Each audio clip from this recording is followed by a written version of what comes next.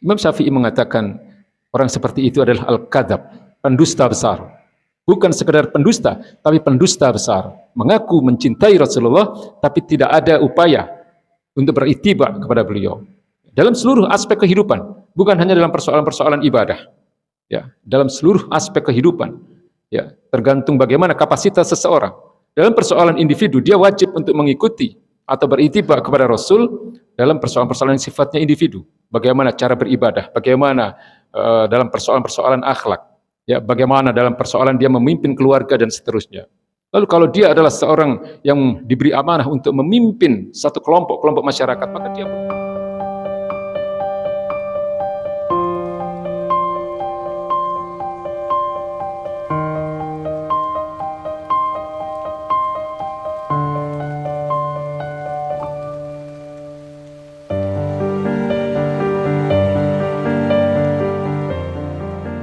takwa adalah menjalankan segala perintah Allah dan menjauhi segala larangannya. Hadirin ma'asyiral muslimin yang dirahmati Allah Subhanahu wa taala. Maulid Nabi atau hari kelahiran Nabi adalah hari yang paling agung, hari yang paling mulia.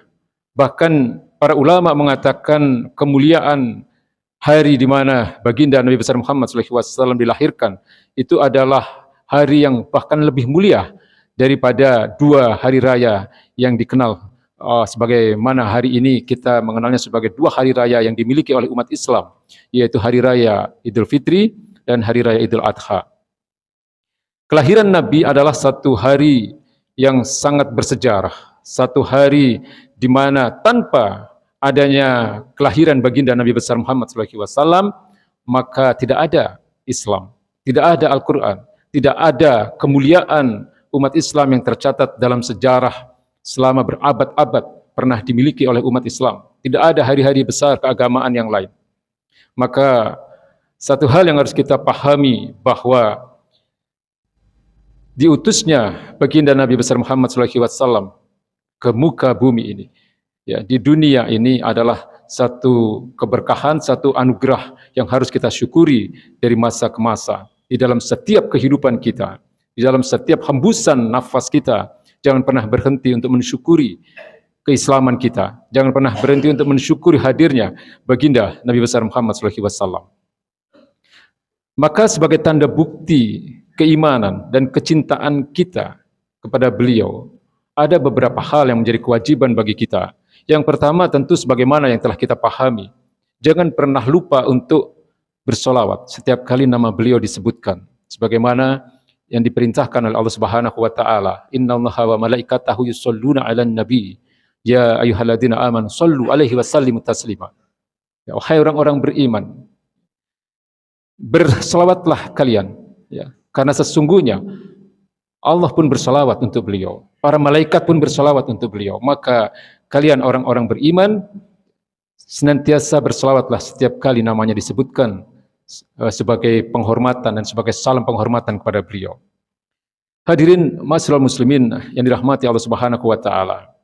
Kemudian Ibnu Rajab rahimahullah, beliau mengatakan min alamati hubbillah hubbul Quran wa min alamati hubbil Quran hubbu man unzila alaihil Quran, an-nabi sallallahu alaihi wasallam. Di antara tanda-tanda kecintaan kepada Allah Subhanahu wa taala adalah kecintaan kepada Al-Qur'anul Karim. Dan di antara tanda-tanda kecintaan kepada Al-Quranul Karim adalah kecintaan seorang hamba kepada siapa Al-Quran itu diturunkan oleh Allah Subhanahu wa taala. Kemudian beliau menegaskan dia adalah An-Nabi sallallahu alaihi wasallam, maksudnya baginda Nabi besar Muhammad sallallahu alaihi wasallam. Maka bersolawat kepada baginda Nabi setiap kali nama beliau disebutkan adalah bukti pertama atau tanda pertama kecintaan kita kepada beliau atas rasa syukur kita diutusnya baginda Nabi besar Muhammad SAW ke dunia ini. Lalu kemudian bukti kecintaan kita yang kedua, setelah berselawat setiap kali nama beliau disebutkan, dikatakan oleh para ulama, tidak ada bukti kecintaan yang lebih sebagai tanda bukti kita kepada beliau sebagai orang yang mengimani kerasulan beliau, sebagai orang yang mengimani Islam, selain mengamalkan semua isi Al-Quran dan meneladani apapun yang telah menjadi sunnah-sunnah beliau. Jadi bukti kedua, setelah senantiasa berselawat setiap kali nama beliau disebutkan adalah mengimani dan meneladani apapun yang menjadi risalah yang beliau bawa, ya, apapun yang menjadi sunnah-sunnah beliau, ya, mengamalkan, beriktibar secara sahih terhadap apapun yang telah menjadi sunnah-sunnah beliau, apapun yang menjadi ucapan-ucapan beliau atau yang kita kenal sebagai sunnah qauliyah, apapun yang menjadi perbuatan-perbuatan beliau yang kemudian dikenal sebagai sunnah fi'liyah, dan apapun yang menjadi persetujuan atau takrir beliau yang kemudian disebut sebagai as-sunnah at-takririyah, sunnah-sunnah yang berupa persetujuan-persetujuan beliau. Inilah yang seharusnya menjadi panduan kita di dalam kehidupan ini, ya. Karena apapun yang menjadi ucapan beliau, apapun yang menjadi perbuatan beliau, dan apapun yang menjadi persetujuan beliau adalah sumber hukum kedua setelah Al-Qur'anul Karim. Hadirin ma'asyiral muslimin yang dimuliakan Allah Subhanahu wa taala. Imam Syafi'i mengatakan bahwa adalah sebuah kedustaan yang besar ketika seorang hamba mengklaim dirinya, mengatakan bahwa dia mencintai baginda Nabi besar Muhammad SAW, tapi tidak ada upaya untuk meneladani, untuk berikhtiar menghidupkan sunnah-sunnahnya, untuk beritibar secara sahih terhadap apapun yang beliau contohkan. Ya. Imam Syafi'i mengatakan orang seperti itu adalah al-kadzab, pendusta besar. Bukan sekedar pendusta, tapi pendusta besar. Mengaku mencintai Rasulullah, tapi tidak ada upaya untuk beritibar kepada beliau.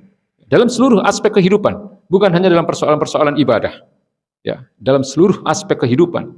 Ya, tergantung bagaimana kapasitas seseorang. Dalam persoalan individu, dia wajib untuk mengikuti atau beritibar kepada Rasul dalam persoalan-persoalan yang sifatnya individu. Bagaimana cara beribadah, bagaimana dalam persoalan-persoalan akhlak, ya, bagaimana dalam persoalan dia memimpin keluarga dan seterusnya. Lalu kalau dia adalah seorang yang diberi amanah untuk memimpin satu kelompok masyarakat, maka dia pun harus menjalankan apa yang diperintahkan oleh Allah Subhanahu wa taala dan Rasulnya. Ya, mengajak atau membawa orang-orang yang dipimpinnya itu ke jalan Allah, senantiasa meningkatkan ketakwaannya pada Allah Subhanahu wa taala. Bahkan Nabi Muhammad SAW pun adalah seorang kepala negara. Ya, jadi beliau adalah orang yang paling sempurna di dalam contoh kehidupan ini sebagai uswatun hasanah. Ya, sehingga apapun itu, baik itu dalam persoalan-persoalan individu sampai kepada persoalan-persoalan besar seperti persoalan-persoalan kenegaraan, maka wajib hukumnya sebenarnya meneladani beliau.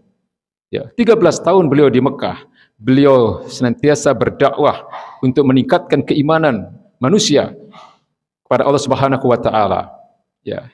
Kemudian 10 tahun beliau ada di Madinah, beliau juga menyelesaikan persoalan-persoalan kehidupan yang terkait dengan persoalan-persoalan muamalah, baik itu persoalan hukum, baik itu persoalan ekonomi, baik itu persoalan sosial kemasyarakatan, dan juga termasuk persoalan-persoalan politik dan kenegaraan. Beliau menyelesaikan seluruh persoalan itu berdasarkan ajaran-ajaran Islam, berdasarkan aturan-aturan Islam. Tidak ada satupun persoalan kehidupan yang tidak beliau selesaikan dengan hukum-hukum selain hukum-hukum Islam.